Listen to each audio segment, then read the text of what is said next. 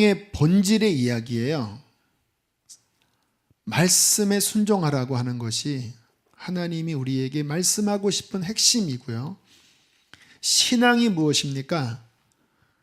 신앙은 교회만 왔다 갔다 하는 게 아니라 하나님 말씀이 우리 안에 있고 그 말씀이 삶에서 순종되어지는 것이 신앙의 핵심이에요.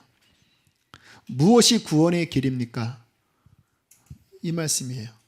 예수 그리스도를 믿고 그의 말씀을 성령을 의지하여 순종해 나가는 것, 이것이 유일한 구원의 길입니다. 교회는 다니는데 하나님 말씀도 없고 말씀 순종도 없고 하면 그것이 어떻게 참다운 구원의 길이겠습니까? 그래서 주님이 이 방향을 잡게 하신 다음에 지난 주일날 또 오늘 또 돌아오는 주일도 이 부분을 교인들에게 더 명확하게 새기라는 마음을 주셨어요. 그래서 성경을 근거로 해서 말씀에 순종하는 것이 얼마나 중요한지 좀 자세하게 살펴보려고 합니다. 여러분, 특별히 구약 성경을 읽어보면 그러한 내용이 많이 나오죠. 말씀에 순종하면 복이 있고 하나님 말씀을 거역하면 화가 있을 것이다. 특별히 모세오경에 이 말씀이 많이 나오는데 오늘 읽은 레위기 26장이 또 그런 내용이에요. 신명기 28장도 그 내용인데 거의 패턴이 비슷해요. 자, 그래서 오늘은 레위기 26장을 보면서 말씀과 순종이 성경적으로 어떠한 의미가 있는지를 깊이 점검을 해보려고 합니다. 3절에 이렇게 말씀하고 있죠. 너희가 내 규례와 계명을 준행하면. 아까 드린 말씀처럼 신앙은 주님의 규례와 계명이 먼저예요. 우리가 이렇게 예배도 드리고 또 봉사도 많이 하지요. 그런데 말씀이 빠지면, 주님의 계명의 말씀, 주님의 규례의 말씀이 빠지면 신앙생활은 정말 헛도는 것입니다. 제가 작년 말에 사도행전을 쭉 읽으면서 저는 성경을 매번 읽을 때마다 하나님이 뭔가 이렇게 건지게 하신다고 그러잖아요. 사도행전을 읽으면서 주님이 새롭게 깨닫게 하신 것이 뭐냐면 결국 사역의 핵심은 말씀을 가르치는 거였더라고요. 사도 바울이 가는 곳곳마다 주의 도를 자세히 풀었거든요. 교회는 다니지만 예수님은 믿는 것 같지만 말씀의 도가 깊지 않은 사람들을 따로 모아다가 더 깊게 복음의 도, 말씀의 도를 가르쳐서 말씀으로 그 내면을 더 성장시키는 게 결국 사역의 핵심이었더라고요. 사도행전에 보면 바울이 에베소 지역에서 복음을 전한 다음에 따로 사람들을 모아다가 두란노 서원이라는 곳에서 하루에 한 4-5시간씩 구약 성경만 집중적으로 가르치면서 사람들을 훈련시켰어요.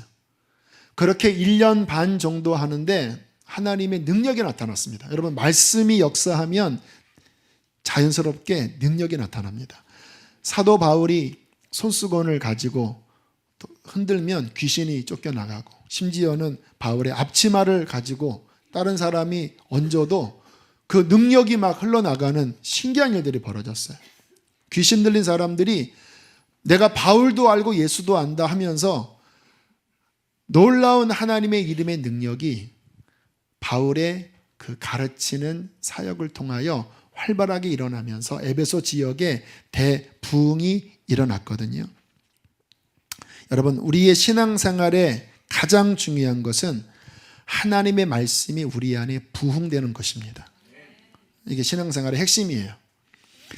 지난 주일날 저희 교회에서 작년에 성경을 열심히 읽은 3분을 간증으로 세웠습니다. 1부, 2부, 3부 다 너무나 아름다운 간증을 해주셨는데 제가 잠깐 그 핵심만 좀 추리면요. 어떤 남자 권사님은 그런 간증을 해주셨어요. 출근하기 전에 5장에서 10장 정도 성경을 읽고 출근을 하는데 운전대를 붙잡으면 하나님을 잊어버린다라는 거예요. 그래서 막 경쟁하고 누가 앞서가면 카레이서처럼 막 앞서고 또 막 난폭하게 운전을 하는 이러한 습관이 본인에게 있었는데 하나님께서 이것을 기뻐하지 않는구나 라는 생각이 들었대요.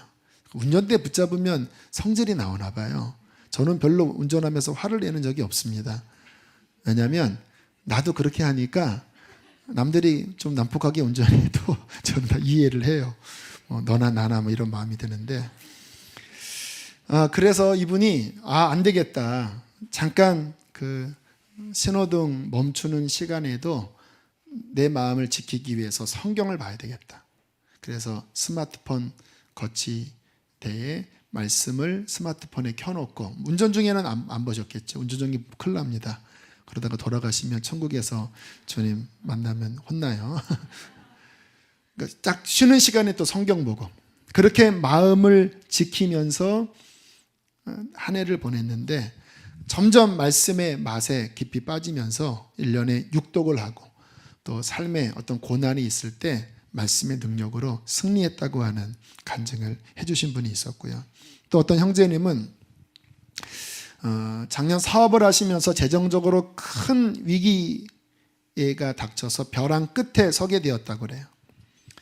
인간적으로는 낙심할 수밖에 없는 상황이었는데 신기하게 말씀을 손에서 놓지 않으셨대요. 이제 뭐 교회 제대로 다니신 지가 몇 년 안 된 어떤 면에서는 영적인 초신자인데 근데 그 사업의 위기 때마다 성경을 놓지 않았는데 그때마다 하나님께서 레마의 말씀을 주셔서 이따가도 잠깐 간증을 하겠지만 주님이 아주 극적으로 또 위기에서 건져내 주시면서 작년 한 해 사업 속에서 승리했다고 이야기를 하시더라고요. 여러분 하나님의 말씀이 함께하면 이 세상 한가운데에서도 말씀은 작동합니다. 말씀은 교회 안에서 큐티할 때만 작동되는 게 아니에요. 목장 안에서만 작동되는 게 아니에요. 세상 한복판 가운데에서 하나님의 말씀은 우리를 이끌고 우리에게 승리할 힘을 주십니다. 한 여자 집사님은 그 자녀에게 막 문제가 생겨서 영적 공격이 닥치고 아이가 정말 너무 힘들게 하는 그런 상황 가운데 제가 했던 간증이 기억이 났대요. 제가 가끔 그런 이야기 하잖아요. 성경을 30장 읽을 때와 40장 읽을 때랑 영적 파워가 다르다고. 저는 막 시험 들 때 성경을 드립다 읽어요. 한 20장 읽으면 회복이 되고 30장 정도 읽으면 힘이 나고 한 40장 읽으면 완전 시험을 초토화시켜 버립니다. 할렐루야. 말씀이 검이거든요. 근데 정말 결국 승리의 관건은 얼마나 충만하느냐가 관건인 것 같아요. 말씀이 한두 절 움직이는 거와 말씀이 2, 30절 움직이는 거와 말씀이 2, 309절 움직이는 것은 다른 거예요. 충만한 능력이 우리 안에 들어오면 이기는 거거든요. 이 집사님도 정말 그렇게 읽으면서 그 영적 공격이 잠잠해지고 두려움이 사라지고 자녀에게 있었던 그런 문제들이 정리됐다고 이야기를 하더라고요. 여러분, 우리의 신앙생활의 키는 하나님의 능력의 말씀이에요. 저는 우리 수지선화 목자교회를 그 방향으로 이끌어 갈 것입니다. 물론 이 말씀 단순히 지식적으로 채우겠다고 하는 게 아니에요. 하나님의 말씀을 정말 열심히 읽고 또 성령의 감동과 능력으로 제대로 깨달아 그것이 우리의 삶의 날마다 역동하는 말씀이 움직이는 복된 신앙생활로 저는 이끌기를 원합니다. 이번 성경 아카데미에 생각보다 많은 분들이 지원을 하셔서 집행부에서 좀 고민을 했는데요. 그냥 지원한 분들을 다 받기로 했어요. 특별히 하말이라고 하는 하나님 마음 알기 성경 그 통독하는 학교가 있거든요. 그분들에게 강사를 보내달라고 그랬어요. 원래는 우리 목사님들이 하려고 했는데 차라리 전문적인 강사분들이 오셔서 3학기를 할 겁니다. 이번 학기에 그 목사님들이 오셔서 성경 아카데미 말씀을 더 깊이 이야기하고, 그러나 그것으로 정답은 아니에요. 그 지식이 있는 다음에 여러분들이 정말 성령 안에서 말씀을 읽을 때 아전인수격의 자의적 해석이 아니라 정말 말씀 안에 담긴 그 본래의 의미가 성령의 감동으로 깨달아질 때 우리는 그 충만한 말씀으로 승리하게 될 것입니다. 내 규례와 계명, 이것을 알아가는 게 신앙생활인데 3절에 그것을 준행하면이라고 말씀하세요. 여러분, 주님께서는 말씀을 씨라고 말씀하셨고 우리의 마음을 밭이라고 말씀을 하셨어요. 근데 주님께서는 구원에 관하여 뭐라고 말씀하셨냐면 그 말씀의 씨앗이 우리 안에 떨어져서 뿌리를 내리고, 뿌리만 내리면 안 되죠. 자라나서 열매까지 맺어야 구원이라고 말씀을 하시는 거예요. 중간에 말씀이 뽑히잖아요. 사탄이 씹어먹고 또 가시덤불에 가로막히고, 말씀이 우리 안에 들어와서 뿌리를 내리고 자라나서 열매까지 맺는 게 뭐냐? 바로 순종을 통하여 말씀이 내 삶을 움직일 때 하나님 보시기에 열매를 맺는 것입니다. 저는 하나님의 말씀이 여러분 마음에 깊이 뿌리 내리기를 원해요. 그래서 입을 열면 그냥 말씀이 나오는 사람이 되어져야 돼요. 여러분, 말씀이 능력입니다. 마음에 뿌려진 하나님의 말씀이 우리의 입에서 역동하기 시작할 때 그 말은 하나님의 권세가 그 말 속에 들어있어요. 말씀이 능력이니까. 그리고 내 삶에 그 말씀이 움직이고 내 인생의 뿌리를 내릴 때 그것이 우리의 삶의 아름다운 열매를 맺게 된다는 거예요. 그렇게 말씀이 우리의 삶에 순종될 때 그 인생이 복된 인생입니다. 왜 그러냐면요, 하나님은 사랑이십니다. 그래서 그분이 우리에게 말씀을 주실 때는 우리를 얽어매려고 주신 게 아니에요. 주님이 어떠한 계명을 주시는 것은요, 그게 결국 우리를 잘되게 하기 때문에 그 말씀을 주신 겁니다. 그러니까 당연히 우리가 하나님 말씀을 깨닫고 내 인생을 내 멋대로 살아가는 것이 아니라 하나님 말씀 위에 둘 때 그 인생은 자연스럽게 복된 길로 나아갈 수가 있는 것입니다. 말씀 순종할 때 하나님이 함께 하십니다. 말씀 순종할 때 하나님이 그 인생을 열어주십니다. 저는 우리 교인들과 함께 실험해보고 싶어요. 저는 목회자니까 하나님 말씀을 제가 어릴 때부터 붙잡고 결국 지금 제가 목회하는 저의 복된 열매의 전부는 말씀이거든요. 그게 지금 하나님이 우리 교회를 복받게 한 핵심이에요. 그런데 저는 서운하는 게 뭐냐면 하나님의 말씀이 이러한 목회 현장뿐만 아니라 여러분의 가정과 학업과 여러분의 일터에서도 동일하게 적용되는 것을 저는 열매로 보기를 원해요. 저는 그런 부분을 유심히 봐요. 정말 이 세상에서 또한 학생들이 정말 하나님 말씀 안에서 움직일 때 하나님의 지혜가 임하고, 또 세상은 흉흉하고 어렵지만 정말 하나님 말씀의 순종의 길로 성실하게 걸어가는 자를 하나님이 세상에서 손을 높이 드시는 그러한 아름다운 열매를 맺게 하는 것을 보는 것이 제 목회의 꿈 중에 하나입니다. 여러분, 어떤 분이 그러시더라고요. 교수신데 그분도 이제 성경 읽는 그런 훈련을 하셨대요. 근데 그분이 뭐라고 간증했는지 아세요? 성경을 많이 읽으니까 강단에서, 교수 대학 강단에서 강의를 하는데 훨씬 수월하게 술술 풀리더라고. 하나님의 말씀의 능력은 여러분 세상 한가운데서 바이어를 만날 때, 상사를 만날 때, 내가 공부를 할 때에도 하나님의 말씀은 우리의 인생의 원천의 힘이 되어 우리를 승리하게 만드는 복된 원동력인 줄로 믿습니다. 말씀을 가까이에서 얻는 복을 누리세요. 지난 수요일 날 마가다락방 오전 집회를 마치고 원래는 이제 저녁 집회 마치고 박보영 목사님을 좀 오랜만에 뵙고 좀 교제를 나누려고 했는데 목사님이 낮에 만나는 게 좋다고 그래서 낮에 만나서 1시간 반 정도 교제를 나눴어요. 저에게 좀 의미심장한 이야기를 하시더라고요. 저랑 만난 지가 벌써 꽤 오래됐지요. 2001년도 5월 달에 만났으니까 벌써 16년 정도가 됐어요. 처음 저를 만났을 때를 기억하시더라고요.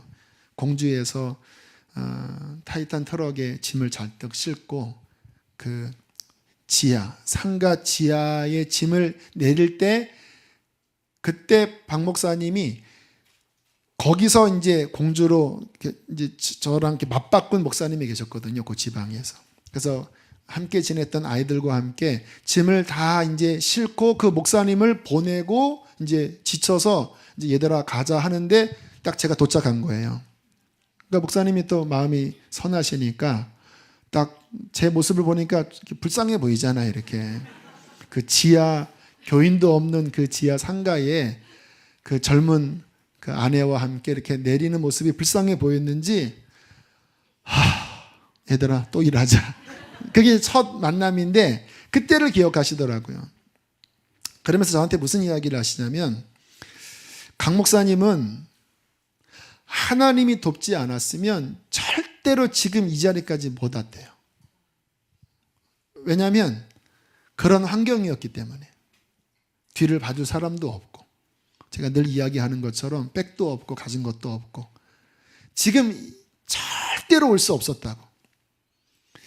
그런데 하나님께서 강 목사님의 인생에 언제부터 개입을 하셨는가 기도를 해보셨대요. 그러면서 하시는 말씀이, 2008년도에 제가 천국 지옥에 대하여 깊이 연구를 하다가 그 좁은 길에 대한 것이 확 열렸거든요. 그 전에는 가끔 박 목사님이 그런 질문을 하실 때마다 저는 확신이 없었어요. 그런데 2008년도에 그때 하나님이 확 열어주시면서 이게 천국 가는 길이구나.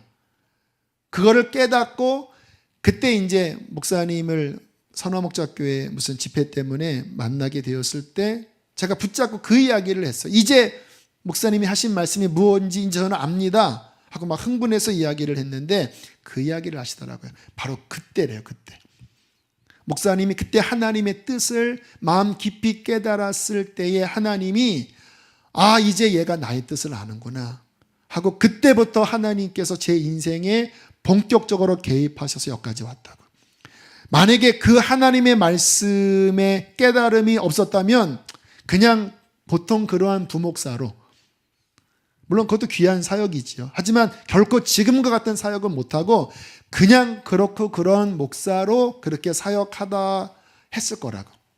근데 그때 하나님 말씀이 당신 안에 들어가서 그것을 깨닫고 이제 그 길로 가려고 한 그 모습을 보고, 그때부터 하나님이 제 인생에 본격적으로 개입하셔서 결코 내 힘으로는 이룰 수 없는 그 길로 인도해 주셨다고 하는 이야기를 하시는데, 굉장히 제 마음 깊은 곳에 그렇겠구나 라는 생각이 들었어요. 여러분, 하나님의 말씀이 우리 안에 제대로 역사해야 합니다. 그 말씀이 정말 나의 마음과 삶을 움직일 때 그것이 복이라고 말씀을 하시는 거예요.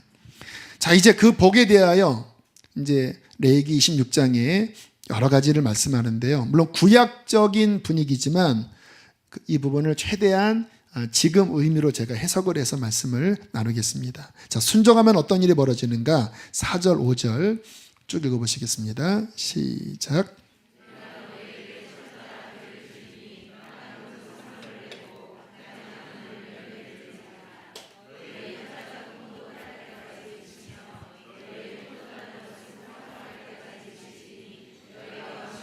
자, 됐습니다. 거기까지만. 자, 말씀 순종하면 어떤 일이 벌어지는가? 여기 보면요, 대박 이런 느낌은 아니에요.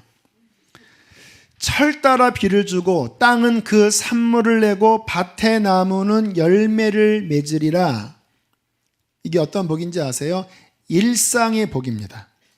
여러분, 우리가 하나님께 순종하고 있으면 우리의 일상에 필요한 것을 하나님이 공급하십니다. 우리가 먹고 살 수 있는 일거리를 주시고 우리의 삶에 필요한 수입을 허락하세요. 우리의 자녀들도 특출나지는 않아도 이 땅을 살아가면서 평안히 제 분복을 누리며 평안하게 사는 것이 주의 말씀 순종할 때 누리는 복이에요. 저는 이것이 굉장히 중요한 복이라고 믿습니다. 여러분, 사람이 특별해야 잘 되는 게 아니에요.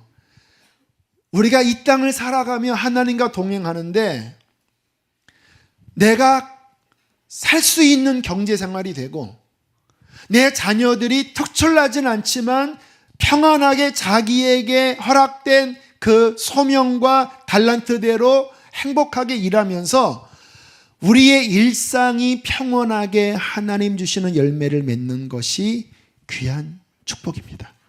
저는 이 은혜가 저와 여러분에게 있기를 바라요. 자, 5절 읽지 않았던 너희의 땅에 거기서부터 6절까지 함께 읽겠습니다. 시작. 안전하게 거주하리라. 내가 그 땅에 평화를 줄 것인즉 너희가 누울 때 너희를 두렵게 할 자가 없을 것이며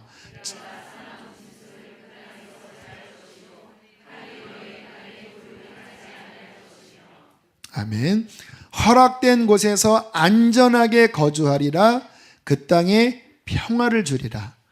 여러분, 우리가 누릴 수 있는 제일 먼저 되는 복이 뭐냐면 마음의 평안입니다.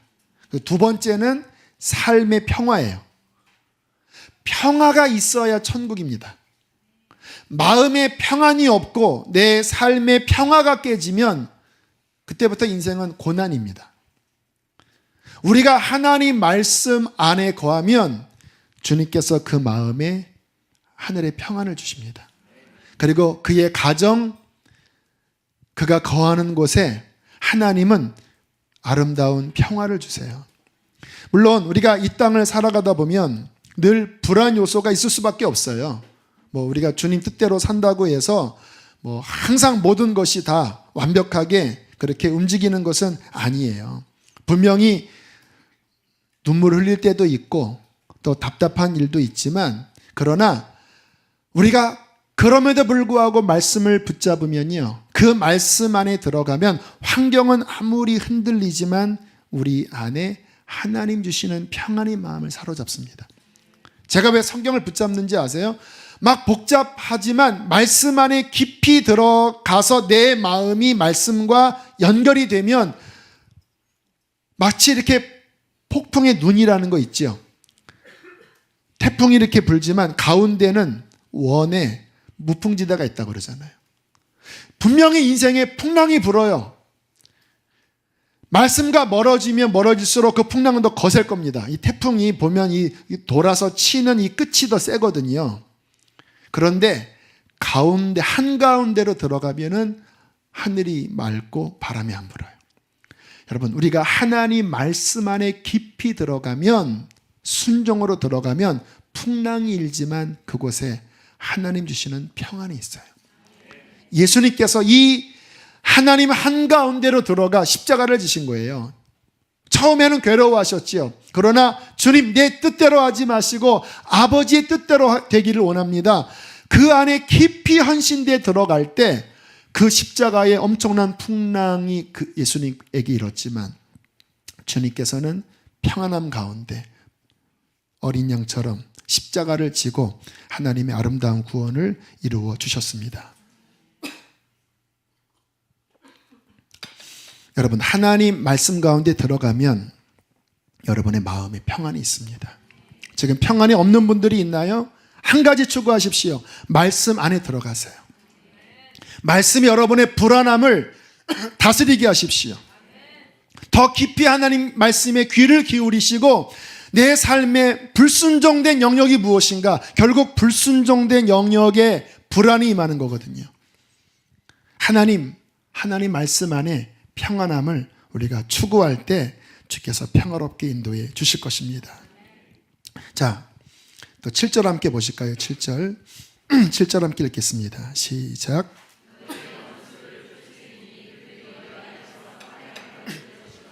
자, 원수에 대한 승리를 말씀하시는데 올해 제가 뽑은 말씀이 이런 말씀이에요. 신명기 20장 4절인데 너희 하나님 여호와는 너희와 함께 행하시며 너희를 위하여 너희 적군과 싸우시고 구원하실 것이라. 이 말씀 뽑았어요.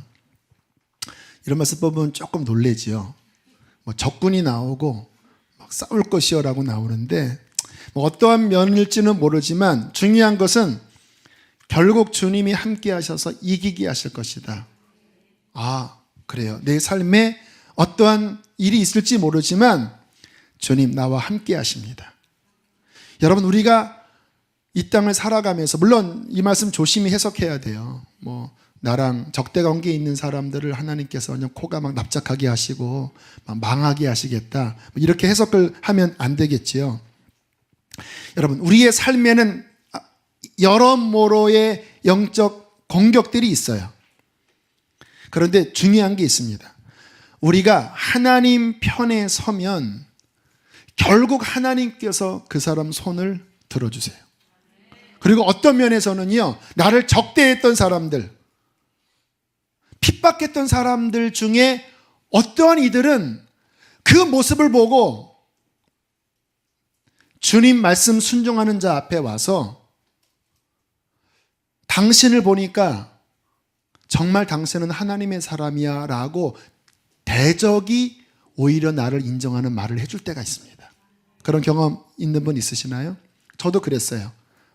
제가 주의 말씀 따를 때 막 주변에서 욕을 하는 분들이 있었거든요. 근데 나중에 한 1년쯤 제가 계속 말씀의 길을 걸어가니까 저한테 와서 너는 진짜 같다라고 하는 이야기를 들을 때 굉장히 희열을 느꼈어요. 그게 승리 아니겠습니까? 요한계시록 3장 빌라델비아 교회에 그런 말씀이 있지요.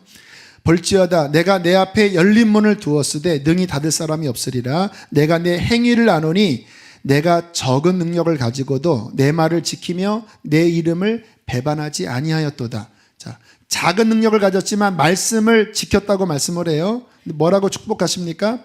사탄의 회당 곧 자칭 유대인이라 하나 그렇지 아니하고 거짓말하는 자들 중에서 몇을 내게 주어 그들로 와서 내 발 앞에 절하게 하고 내가 너를 사랑하는 줄을 알게 하리라. 여러분, 하나님 말씀 안에 거하면 이런 일들이 벌어져요. 이것이 승리입니다. 처음에는 어려울지 모르지만 하나님 편에 서 있으면 결국 하나님이 손을 들어주세요. 하나님이 손을 들어주시면 반대했던 사람들이 어떠한 이는 그 모습 보고 저 사람이 하나님 사람이구나 라고 하는 영광스러운 말들을 해요. 아브라함도 그랬죠. 이삭도 그랬죠. 핍박했던 그 지역의 사람들이 나중에 와서 너를 보니까 하나님이 너와 함께 하신다, 우리 함께 언약하자 하는 일들이 있잖아요. 김하중 장로님, 이분은 저는 김하중 장로님 같은 분이 정말 다시 한번 그러한 일들을 했으면 좋겠어요. 대사를 하시든 뭐를 하든 정말 하나님 인도를 받고 이 세상에서 정말 하나님께 영광을 돌리는 그러한 지도자가 계속 일어났으면 좋겠어요. 이번 유명한 일화가 있잖아요. 중국에서 사스가 돌 때 대통령이 중국에 오면 안 되는 상황인데 기도만 하면 하나님이 사스 멈춘다. 그리고 몇 월까지 오도록 대통령에게 이야기를 하라. 그것 때문에 그 나라 정계의 대통령 참모진들한테 욕을 엄청나게 먹었대요. 그런데도 기도만 하면 하나님이 아니다, 몇 월까지 사스 끝난다. 이분이 대단한 믿음의 소유자시잖아요. 자기의 목을 걸고 아주 강하게 그것을 이야기한 거예요. 결국 기적처럼 장로님이 이야기한 그 일정의 사스가 기적같이 끝나고 대통령이 중국으로 방문을 하게 되었을 때 그분을 조롱했던 수많은 사람들이 그것을 보고 부끄러움을 당했을 뿐만 아니라 그 영적 권위에 직원들도 그랬대요. 워낙 이상한 소리를 많이 하니까 같이 있는 직원들도 막 그런 장로님 이야기를 하면 이해를 못했는데, 그러나 결국 하나님 편에 서서 하나님의 손을 들 때마다 그 권위 앞에 무릎을 꿇고 오히려 당신이 하나님의 사람이라고 이야기하는 놀라운 일들이 일어나잖아요. 여러분, 우리가 말씀이 하나님입니다. 말씀을 순종하는 것이 세상에서 손해보는 것 같지만, 말씀에 서서 그 편에 서면요, 처음에는 반대하는 것 같지만 하나님이 그 손을 들어주시면 결국 적들이 그 앞에서 굴복하는 일이 벌어져요. 제가 예전에 IMF 때에, IMF 전에 실은 그 감동을 주셨었어요. 청년들을 데리고 여름 겨울마다 수련회를 했는데, 그때 했던 수련회 주제가 회복이었거든요. 하도 영적으로 많이 눌리니까 제 사역이 이렇게 사람들을 회복시키는 사역을 주로 했어요. 그런데 96년도 여름, 97년도 여름인가?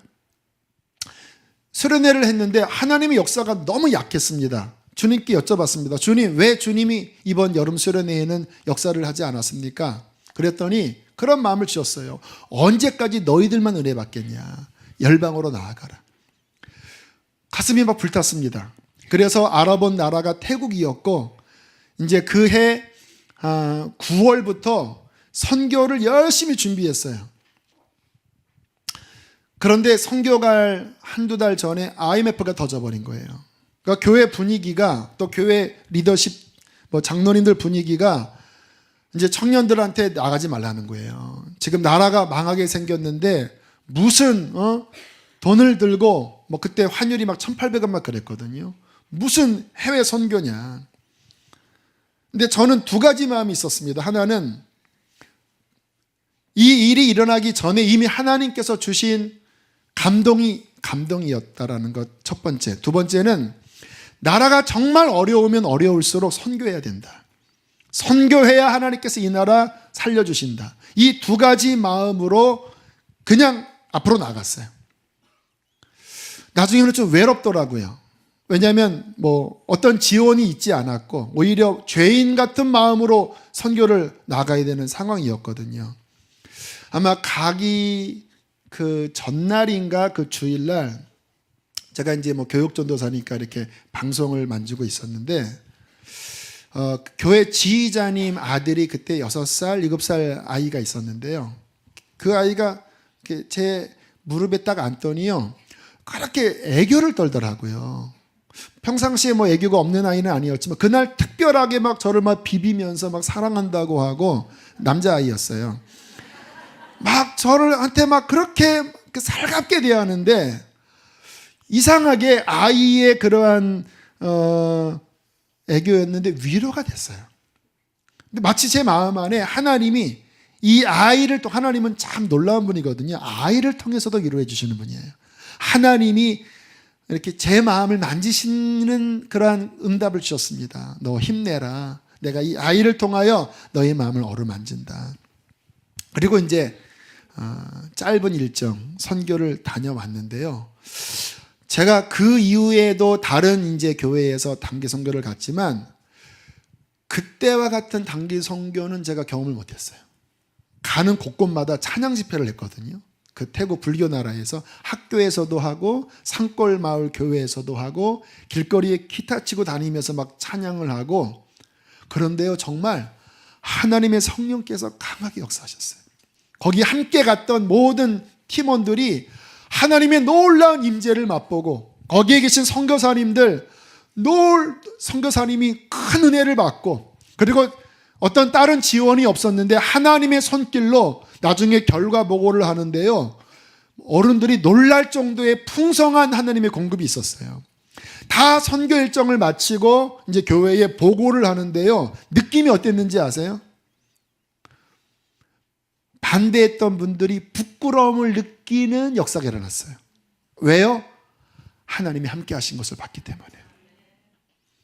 하나님 말씀 순종하며 가는 길에 때로는 역경도 있고 반대도 있어요. 그러나 기억하셔야 합니다. 말씀이 복입니다. 여러분, 사람은 의지할 것 없어요. 사람 의지하지 마세요. 저도 여러분 의지하지 않을게요. 여러분도 저 의지하지 마세요. 서로 우리 약속합시다. 제가 여러분 의지하면 여러분 때문에 실망하고요, 여러분은 저 의지하면 저 때문에 실망해요. 그게 인간입니다. 하나님 의지하세요. 그리고 말씀만 붙잡으세요. 저나 여러분이나 말씀 위에 서서 올곧게 나아가면 말씀의 편이 하나님의 편이기 때문에 말씀 안에 거하면 하나님이 그 사람 손을 들어주시는 거예요. 반대할 수 있지요. 왜? 모르니까. 사람의 생각으로 핀잔할 수도 있지요.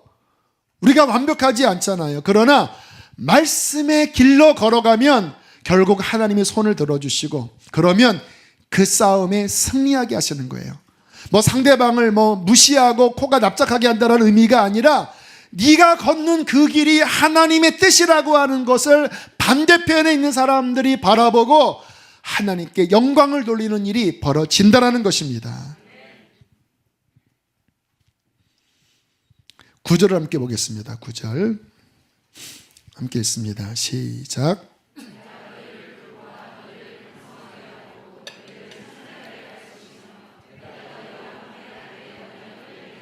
할렐루야.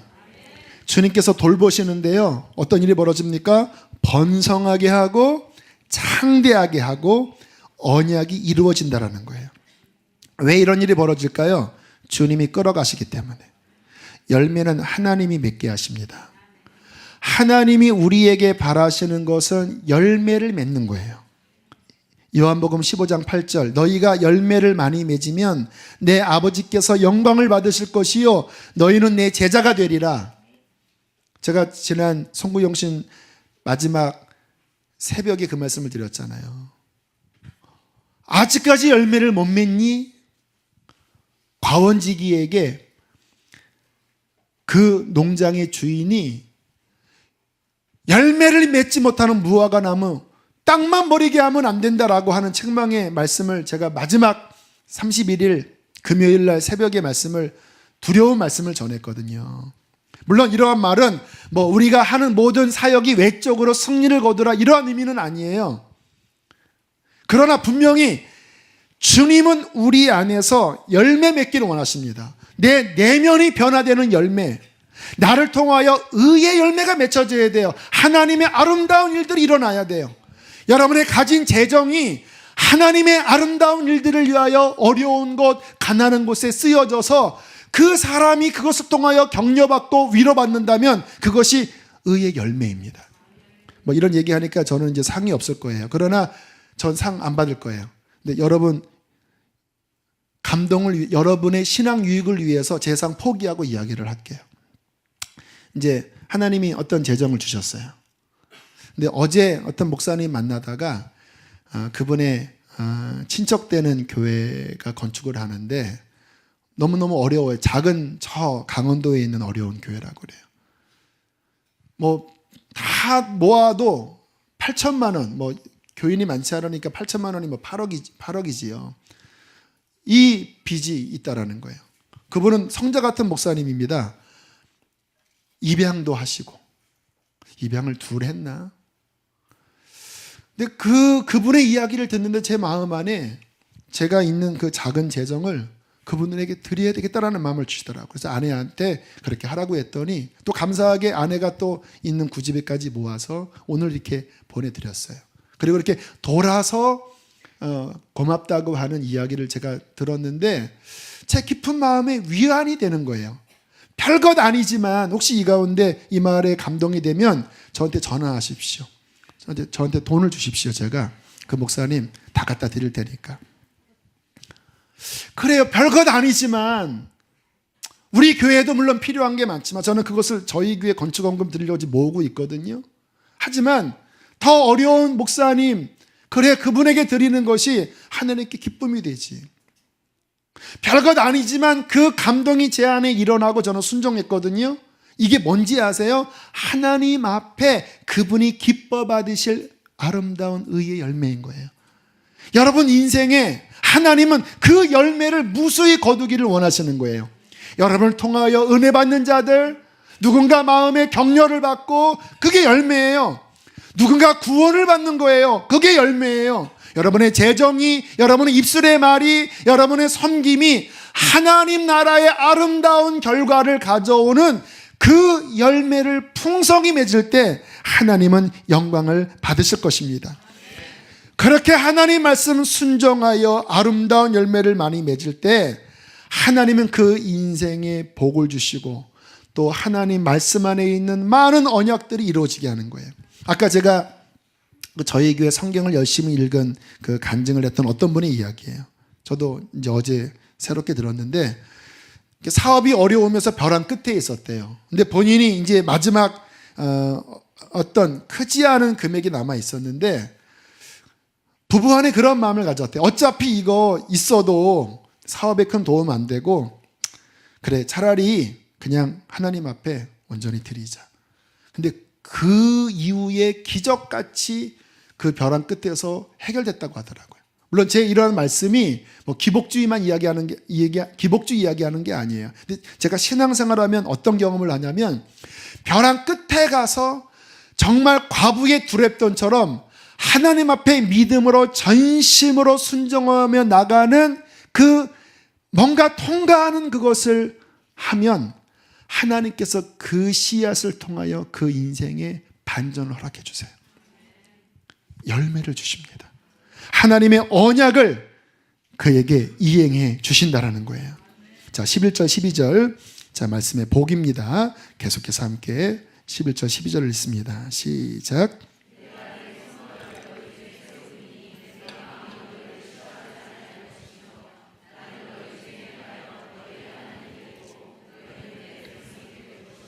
누구에게? 순종하는 자에게 뭐라고 말씀합니까? 내 성막을 너희 중에 세우겠다. 무슨 의미일까요? 그와 함께 하시겠다라는 거예요. 그 예배에 함께 하시겠다라는 거예요. 여러분 제가 목회하면서 제 인생의 핵심은 뭐냐면요, 하나님 함께하는 목회하는 겁니다. 저의 가정에 하나님 함께 하시는 게 저에게 가장 중요합니다. 왜냐하면 살아보니까 하나님이 함께 하시면 허름해도 결국 복되더라고요. 그런데 하나님 함께 하지 않으면요 세련돼도 결국 망하는 거예요. 저희 교회가 부족한 게 많아요. 좀 어설픈 게 많아요. 여러 가지 면에. 강대영 목사도 어설프고 교회 예배당 구조도 어설프고 뭐 다 뭔가 다 이렇게 20% 부족해요. 근데 저는 한 가지가 행복해요. 하나님이 이 교회에 함께하고 계십니다.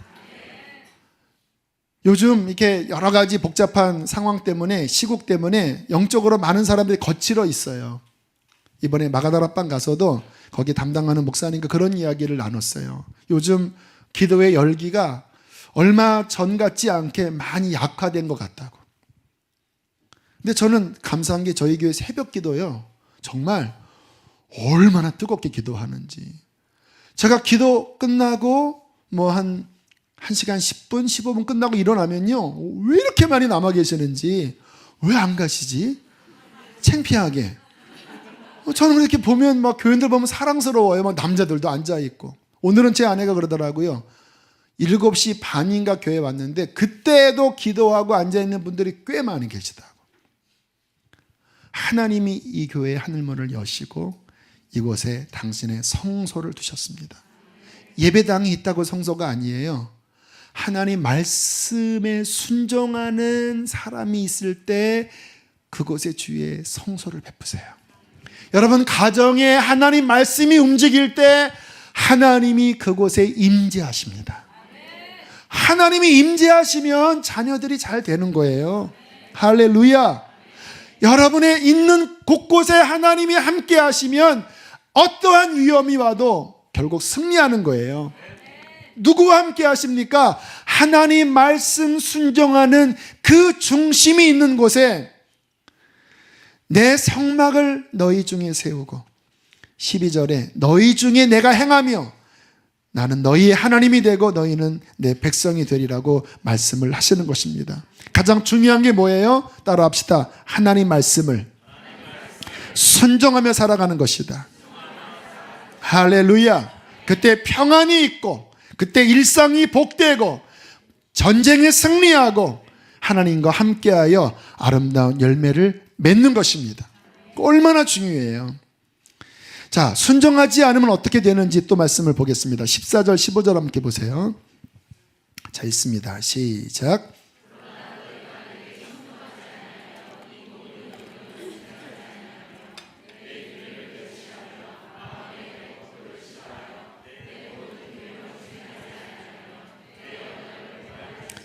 자, 말씀을 귀를 기울이지 않고 자기 마음대로 살아가는 것. 주님은 뭐라고 말씀하십니까? 15절에 내 규례를 나를 멸시한다고 말씀하세요.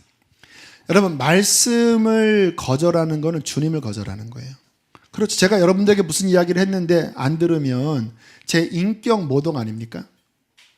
여러분, 어미하신 하나님의 말씀에 귀를 기울이지 않고 내 마음대로 살아가는 것은 사람들이 착각을 해요. 그냥 나는 내 마음대로 살아간다라고 스스로 생각하지만 하나님은 어떻게 여기는지 아세요? 얘가 나를 무시한다라고 생각합니다.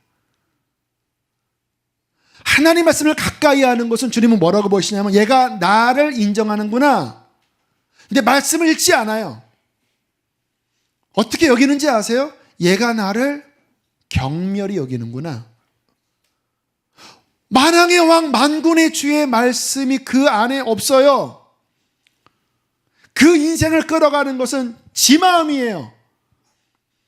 내 규례를 멸시하고 내 법도를 싫어하여 내 계명을 준행하지 아니하며 내 언약을 배반하는 자, 어떠한 일이 일어나는지 16절 말씀 함께 읽겠습니다. 시작. 내가 이같이 너희에게 행하리니 곧 내가 너희에게 놀라운 재앙을 내려 폐병과 열병으로 눈이 어둡고 생명이 쇠약하게 할 것이요 너희가 파종한 것은 헛되리니 너희의 대적이 그것을 먹을 것임이며.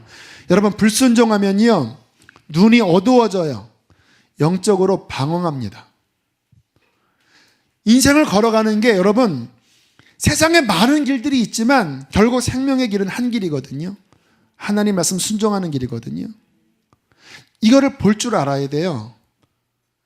우리가 주의 말씀을 붙잡으면 그게 보여요. 요게 생명의 길이네. 요게 좁지만 요게 생명의 길이네. 요게 보이면 요대로 가면 되는 거거든요. 그런데 말씀을 무시하고 내 인간의 욕구대로 살아가기 시작하면 눈이 어두워집니다. 이 길이 안 보여요. 그리고 자기가 원하는 길이 보여요. 그러면 나타나는 현상이 무엇입니까? 여기 보니까 생명이 쇠약하게 될 것이요 영적으로 혁혁하게 떨어집니다. 힘이 없어요. 그 속에 여러분 하나님이 내리시는 벌이 뭐냐면요, 아모스에 말씀하죠. 물이 없어 가람이 아니고 양식이 없어 주림이 아니라 말씀을 듣지 못한 기갈이 하나님의 형벌이라고 말씀하셨어요. 이 밤에 오신 분들 저는 축복합니다. 말씀을 듣기 위해 왔잖아요. 그런데 말씀을 멸시하기 시작하면 그 안에 말씀이 안 들어오니까 영혼이 쇠약해져서 생명이 약화되는 일이 벌어진다는 거예요. 그리고 뒤에 뭐라고 말씀합니까? 열심히 일을 하는데 그 인생이 헛바퀴 도는 인생이에요. 하나님 앞에 주시는 은혜를 누려야 되는데, 지난번 누가 그런 이야기를 하더라고요. 미국에서 열심히 일하는 분들 막 아침부터 저녁까지 일해서 대저택을 막 구입하고 거기에 수영장도 있고. 그런데 그 일하는 집주인은 아침부터 밤 늦게까지 일을 해서 그 저택을 사놓기만 하고 누리지 못한대요. 그 저택은 가정부가 누린대요. 가정부가 이제 주인 나가면 거기서 수영하고 냉장고에서 음식 먹고. 그럼 그 집의 주인이 누구죠? 법적 소유주야 그 사람이겠지만 누리는 자는 가정부가 누리고 주인은 쇠빠지게 일만 하잖아요. 노예 아니겠습니까? 여러분, 우리의 인생 지혜로워야 돼요. 많이 없지만 은혜를 누리는 자가 있고요. 뭔가 많이 가진 것 같지만 결국 헛되게 되는 사람. 지난번에 어떤 목사님이 그러더라고요. 우리나라에 엄청나게 그냥 딱 문 열고 들어가면요, 기가 막힌 소나무가 그냥 길게 놓여 있는데 대단한 부자래요. 젊은 부자래요. 그런데 병원 딱 갔더니 이 속에 암이 꽉 들어차서 그 몇 주 못 살고 그냥 죽게 되는 상황이라고 너무 불쌍하다고 하는 이야기를 들었어요. 열심히 살지만 뭔가 가진 것 같지만 그러나 헛바퀴 도는 인생. 너희의 파종한 것은 헛되리니 너희의 대적이 그것을 먹을 것이다. 자, 17절 읽겠습니다. 시작.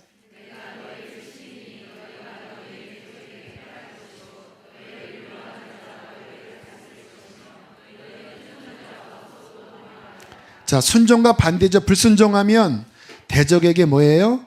패예요. 여러분, 우리 인생에 어려움이 오지만 우리는 승리해야 돼요. 그런데 언제 승리하냐면 말씀 순종 안에 있을 때 주님이 이기게 해주십니다. 근데 말씀에서 벗어나 있잖아요. 작은 어려움이 와도 거기에 걸려 넘어져요. 문제가 와요.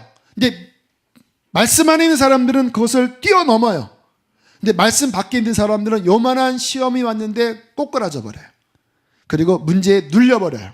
그리고 도망가게 돼요. 여러분, 하나님의 말씀 벗어나면 그 사람은 실패합니다. 18절 읽겠습니다. 시작.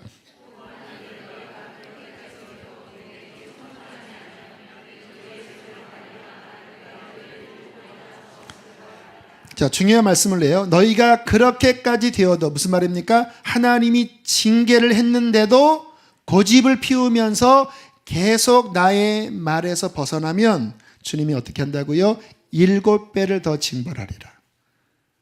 여러분, 우리가 신앙생활 지혜가 있어야 돼요. 말씀에서 벗어난다고 하나님이 버리시는 거 아니에요. 근데 사랑하기 때문에 주님께서 징계를 내리기 시작합니다. 그것은 사랑이에요. 지혜로운 건 뭐냐면 그때 내 마음이 고갈되고 뭔가 내 삶에 자꾸 패배가 오고 자꾸 막 꼬꾸라지려고 하는 그 징계가 올 때 하나님, 죄송합니다. 내가 말씀에서 벗어났습니다. 다시 주의 말씀의 길로 돌아서겠습니다. 회개하면 그 사람은 회복됩니다. 하나님이 저에게 주신 은혜는 뭐냐면요, 그렇게 회개할 수 있는 은혜예요. 저도 지금도 많이 넘어져요. 제 고집대로 가는 적 많아요. 근데 그러면 주님이 이제 징계가 오거든요. 그러면 저는 몇 발짝 가다가 마치 어린아이처럼 빨리 막 뒤돌아서서 막 싹싹 비를 하나님 잘못했다고. 근데 주님이 그런 모습 되게 이뻐하시는 것 같아요. 이제 고생하는 사람이 누군지 아세요? 하나님이 소리를 치는데도 그냥 막 바로처럼 고집 피우면서 계속 그냥 나 죽이십시오 막 배째세하고 막 가는 사람들 있죠. 강한 사람들, 성격이 강한 분들이 그러시더라고요. 또 그런 분들은 또 하나님께 돌아서면 귀하게 쓰여지는데 이게 강팍 모드로 돌아서면요, 그분들은 막 풍랑이 일어나도 그냥 가요, 그냥. 여러분, 그런 사람은 고생합니다. 하나님 앞에 마음이 부드럽게 되기를 바랍니다. 자, 19절 20절 읽겠습니다. 시작.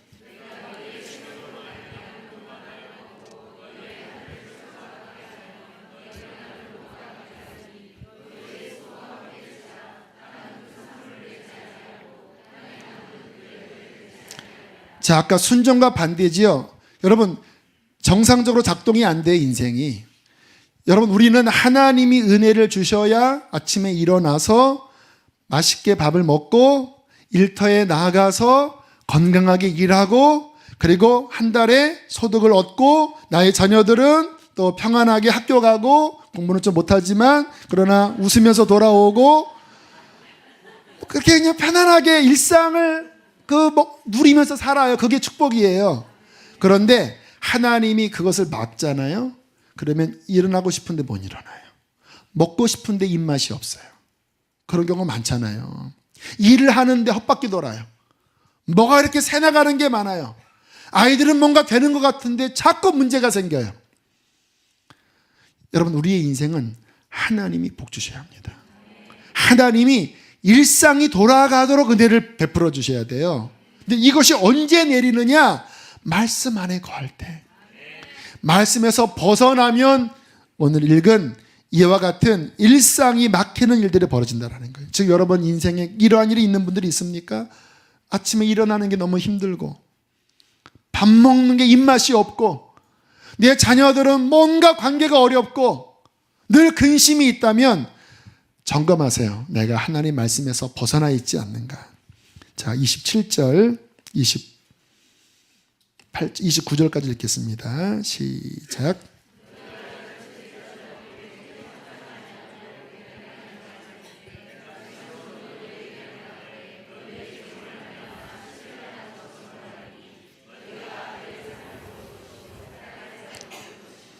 자, 참 끔찍한 이야기죠.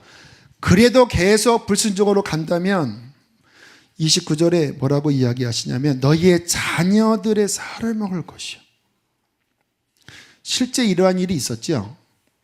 성경 열왕기 하에 보면 이스라엘이 계속 말씀 거역했을 때 나중에 정말 성의 음식이 떨어져서 둘이 같이 이제 내 새끼 있고 내 새끼 있는데 가위바위보 한 거예요.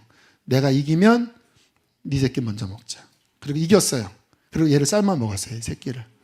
그 다음에 배가 부르는데 다음에 네 새끼 먹자 하니까 싫어. 이러다가 막 왕 앞에 가서 왕이요, 내가 가위바위보에서 이겼는데 얘 새끼 먹은다며 이렇게 막 이런 얘기 하잖아요. 그런 일이 벌어져요. 북한에서도 그런 일이 벌어져요. 북한 하나님 버리고 김일성, 김정은, 김정일 우상화하면서 정말 자식을 먹고 사람을 먹는 일들이 북한에 진짜 있었다고 하더라고요. 여러분, 우리가 하나님 안에 거할 때 그 복이 아래로 흘러가요. 물론 이런 말씀 조심히 해석해야 돼요. 가게 흐르는 저주, 이거 굉장히 위험한 말이죠. 그러나 성경을 보면 부모의 믿음이 자녀 손에게 흘러내려간다고 말씀하세요. 또 부모의 불순종의 그 어떠한 문제가 자녀에게 분명히 영향을 준다고 성경은 말씀하거든요. 계시록 2장 두아디라 교회에게 만약에 회개치 아니하면 너희의 자녀를 사망에 던지겠다고 이야기를 하잖아요. 저는 이 나라가 정말 다음 세대들에게 큰 위기가 있거든요. 그 원인 중에 하나가 부모 세대가 하나님 말씀에서 빗나간 그 결과로 다음 세대 안에 이 어려움이 있지 않는가 통탄하면서 바라봅니다. 하나님 말씀 안에 거할 때 자녀들이 바르게 설 수 있어요. 우리 마지막 보겠습니다. 31절 우리 큰 소리로 함께 읽겠습니다. 시작. 너희의 성소들을 황량하게 할 것이요 너희의 향기로운 냄새를 내가 흠양하지 아니하고 불순종하면 예배를 받지 않겠다. 예배에 하나님의 임재가 없어요. 예배가 죽습니다. 종교 생활만 남은 거예요. 여러분, 그러한 신앙 많지요? 예배를 드리는데 하나님이 안 계셔요. 분명히 교회는 있는데 분명히 주일날 형식적인 예배를 드렸는데 그 예배 안에 하나님의 임재가 없어요.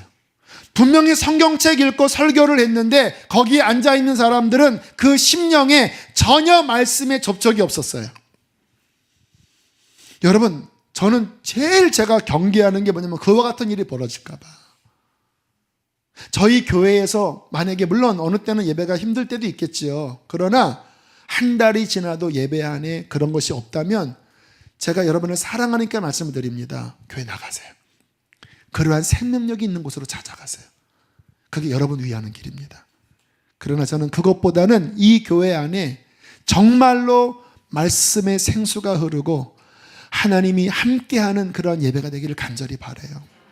한국 교회가 소망이 있다면 그렇게 하나님의 생명의 임재가 넘치는 예배가 한국 교회 곳곳에서 일어나는 거예요.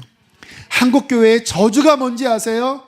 큰 예배당이 있고 주일마다 수없는 사람들이 예배를 드리지만 그러나 오늘 이 말씀처럼 하나님이 그 예배를 받지 않는 그 불쌍한 일이 벌어질 때 그것이 한국교회의 저주가 아니겠습니까? 여러분, 이유는 다 하나예요.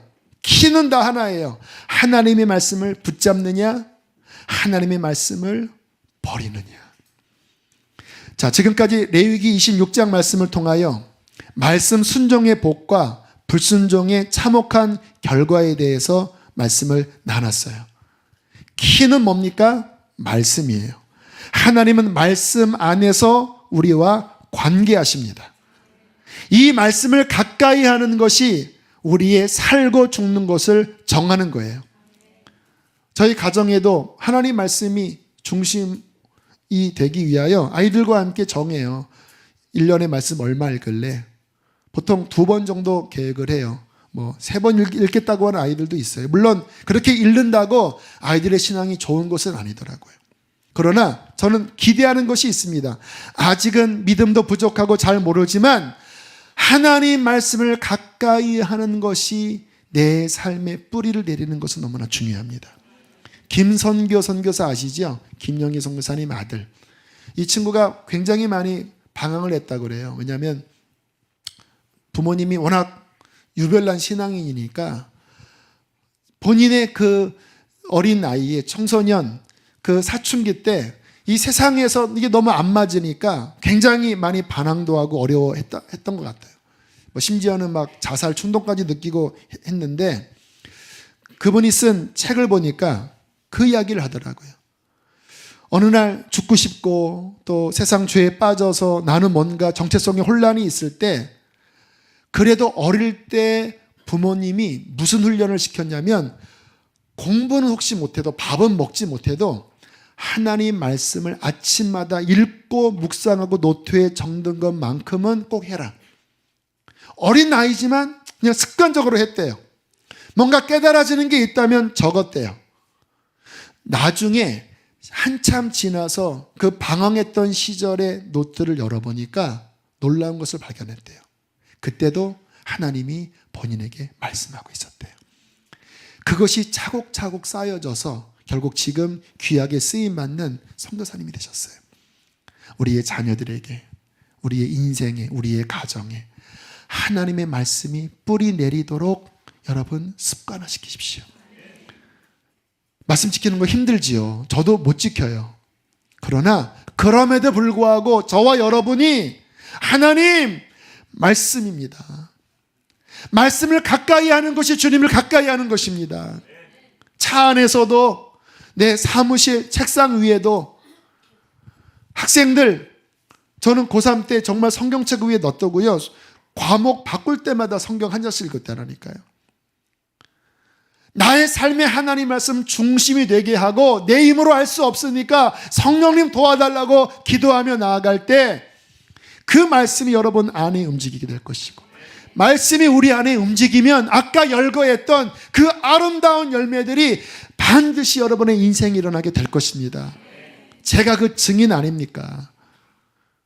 목사님께서 지난 수요일날 이야기했던 말씀이 어느 순간 당신에게 열렸을 때 그것을 당신이 깨닫고 받아들였을 때 하나님이 하늘 위에서 보시고 내가 이 안에 들어가야 되겠다. 내가 이 일을 써야 되겠다. 그렇게 하나님께서 생각하셨다고 하는 너무나 저한테는 위로가 되는 말씀. 하나님 말씀이 여러분 인생을 그렇게 복되게 하시기를 간절히 축복합니다. 우리 함께 이 시간 찬양하시겠습니다. 우리 주님 다시 오실 때까지 우리 찬양을 고백하시고 우리 함께 기도합니다. 하나님, 주님 앞에 서는 그날까지 하나님 말씀 붙잡고 나아가게 해주십시오.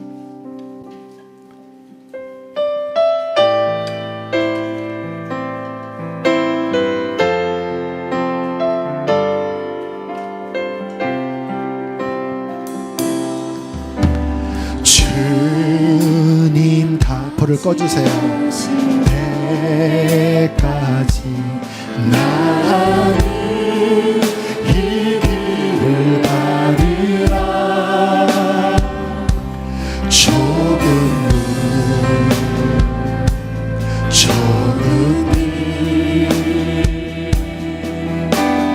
나의 십자가 지고 나의 가는 길 끝에서 나는 주님을 보리라. 영광의 내 주님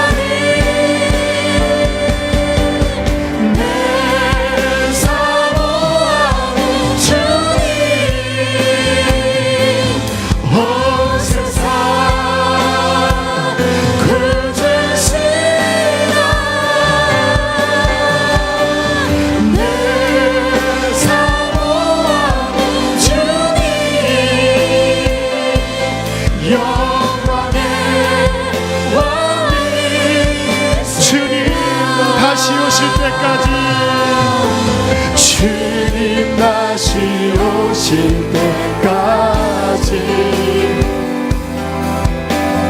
나는 일어나 달려가리라. 주의 영광 온 땅 먹으래. 나는 일어나 노래하리. 내 사모하는 주님 온 세상 구주시라. 내 사모하는 주님 영광의 왕이시라. 이 시간 기도하실 때 여러분 앞에 성경책이 있다면 성경책을 붙잡으십시오. 이 시간 기도하실 때 하나님, 내 평생에 하나님 말씀을 놓지 않겠습니다. 내가 이 말씀의 길로 힘써 걸어가겠습니다. 말씀과 순종, 하나님 이 방향을 이 교회 주시니 감사합니다. 오늘 들은 말씀처럼 이 말씀의 복된 약속이 나의 삶에, 나의 가정에, 나의 교회에, 나의 자녀들에게 온전히 이루어지게 하여 주시옵소서. 모든 사람들이 나를 멀리한다 할지라도 나는 말씀만을 가까이 할 것입니다. 성령으로 나를 도와 주시옵소서. 우리 결단하면서 주여 크게 두 번 부르시고 기도하시겠습니다. 주여